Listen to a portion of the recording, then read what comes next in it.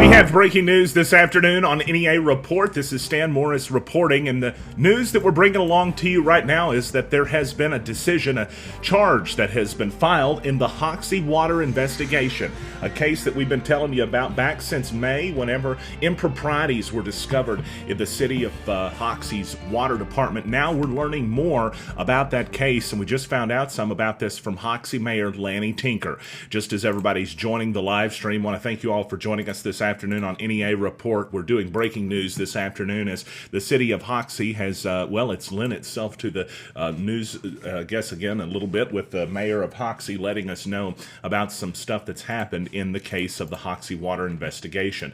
We know a felony charge is now being filed, and I'm going to tell you all about that here in a second. Then we'll show you a statement from the Hoxie mayor himself, Lanny Tinker.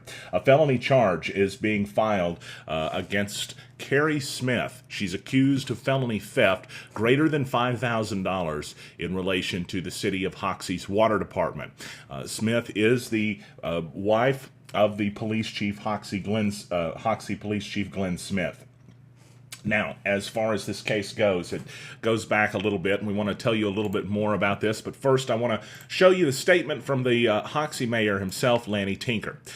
As he sent this along to us just a few moments ago, there's probably some of y'all that have not had a chance to go to NEAReport.com and read this. It says, quote, "As previously reported by news agencies, the city of Hoxie discovered possible discrepancies in the Hoxie Water Department fund in March of 2018.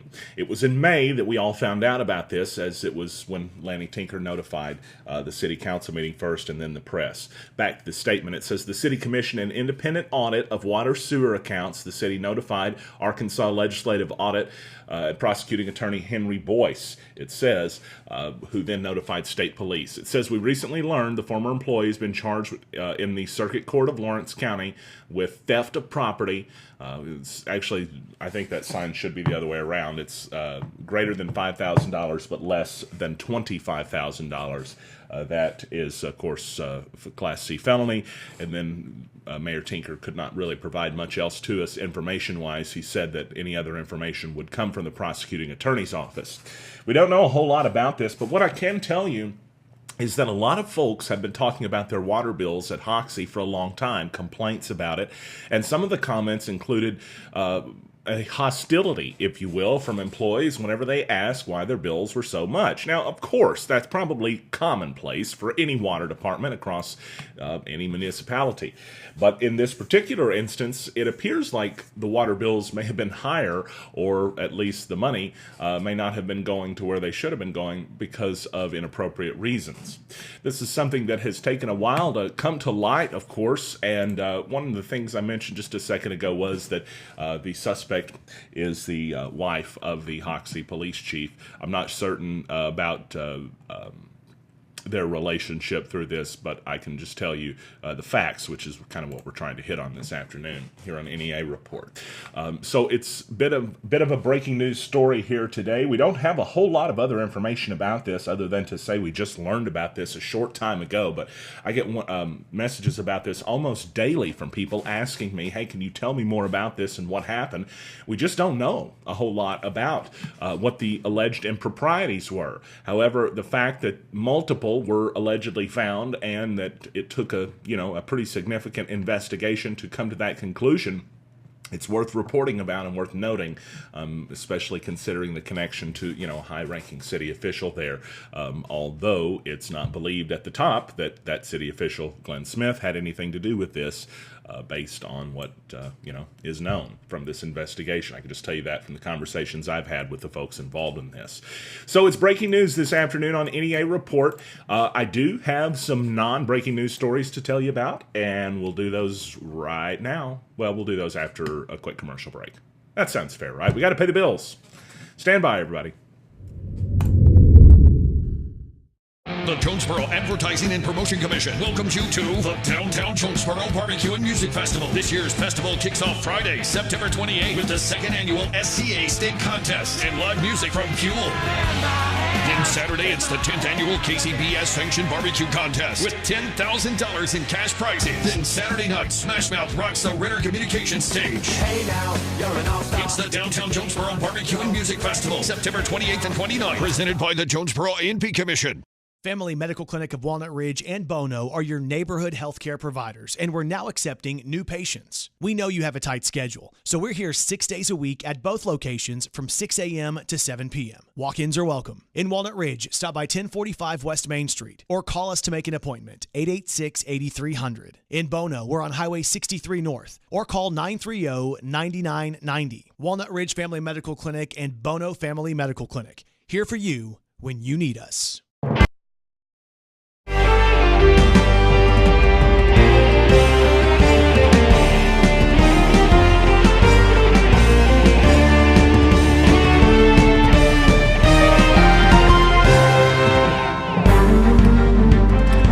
It's good to have you in with us this afternoon on NEA Report as we're looking at a couple of other stories that we wanted to tell you about from today, starting out with a fleeing suspect that was believed to have dropped a stolen gun in Jonesboro in the middle of the police pursuit. This took place Monday night. It was actually early in the, rather late at night, Monday night. Well, it was around 9:19. I guess that depends on your time for bed. And it was when police were at Belt and State Streets that they were investigating a felony drug case in a report not yet released to the press but visible on the police blotter still. Authorities were able to make contact with the suspect. We don't know exactly how, but we know that a foot chase began between police and the man you're looking at, Leslie Armstrong, 26, of Newport. He was apprehended that evening, we know.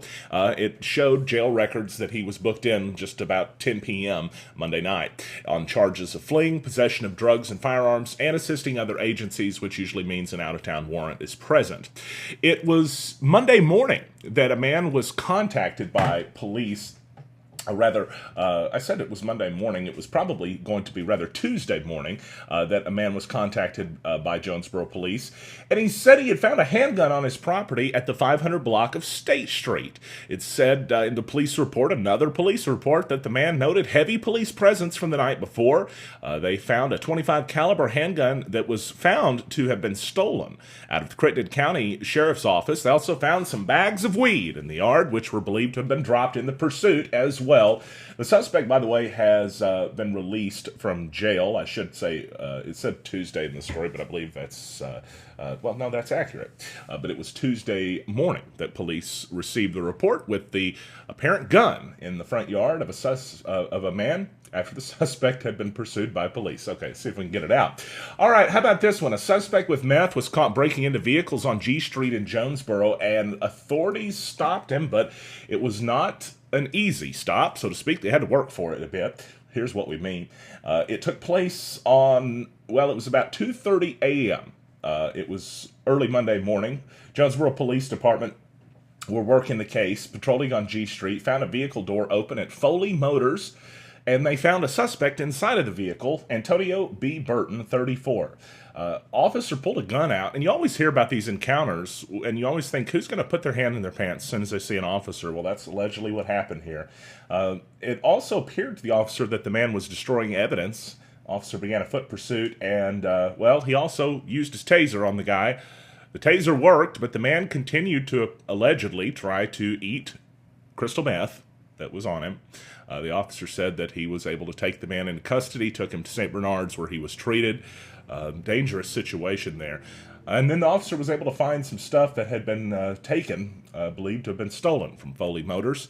Of course, that's all coming from earlier this week in Jonesboro. Officer Brian Davis working that case, and some impressive work there by the police officer. It's time for a look at your New Wave Wireless forecast. And hurricane watch seems to be in effect across the nationwide media. If you haven't noticed, everybody's talking about what's going on with the hurricane that's approaching the coast. We're kind of watching it too. In fact, part of me even considered going out there and doing a live stream from it, but that probably wouldn't be very NEA related. But let's talk about what the weather's going to do here in our neck of the woods, because we actually saw a few pop-up showers this morning, and we might see a couple this afternoon. The radar shows a couple of spots of rain in northeast Arkansas. At the moment, a handful. We're seeing a few in Clay County and a few in Poinsett County, but none in Jonesboro right now. Tonight, mostly cloudy, a low down to 64. Thursday, partly sunny with a high around 85. Friday, mostly sunny and a high near 88. 86 Saturday, 86 on Sunday as well. Staying in the mid-80s as we roll into next week with the sunshine staying prominent too. It's 73 degrees. Feels great outside. And mid to low 70s. If you're not enjoying the outside weather, you most definitely should. This weather forecast brought to you by New Wave Wireless, home of the $49 iPhone screen repair. Thanks, everybody, for joining us on NEA Report. We wanted to come at you a little bit early, bring you some breaking news. We're still working on the news today, so if you see more stories, click them, read them, and you might even see us live stream again, too. You never know, but maybe not. We'll see you tomorrow.